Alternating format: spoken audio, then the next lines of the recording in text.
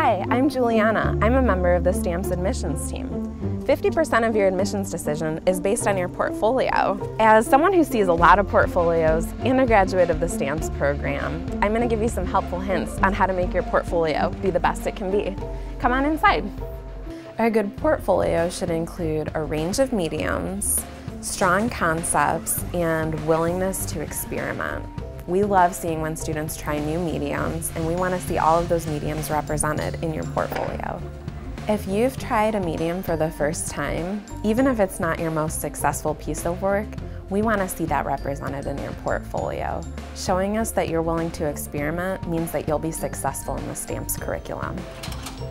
The STAMPS School of Art and Design is situated within the University of Michigan, and that means that the work that our students create is a combination of creative work and academic work. That's where the strong concept comes into play. We love seeing work from students' sketchbooks. When we see pages from your sketchbook, we get a good idea of who you are as an artist and designer, and we get to see a window into your creative process.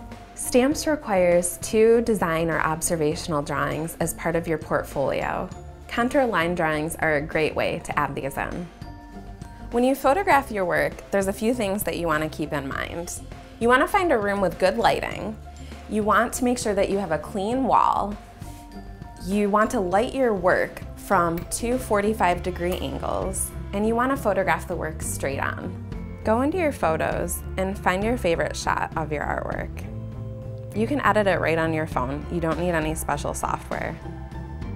You can start by using the magic wand filter. Then, crop your work. You're ready to submit to your portfolio.